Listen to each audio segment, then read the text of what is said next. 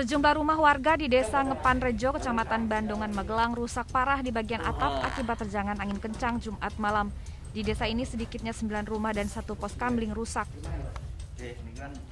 Warga turut merasakan ketika angin kencang menerjang rumah mereka.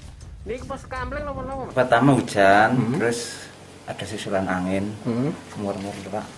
Terus Bapak sempat menyelamatkan diri atau gimana waktu itu? Ya, saya pertama kan pulang dari masjid, terus pulang dari masjid belum sempat masuk rumah. Saya cari perlindungan lah. Angin kencang juga menerjang Desa Pasangsari, Kecamatan Windusari, di mana puluhan rumah warga rusak ringan hingga sedang. Pihak terkait masih mendata kerusakan untuk mempercepat perbaikan desa pasca terjangan angin kencang. Nah, ini Pak, saya ingin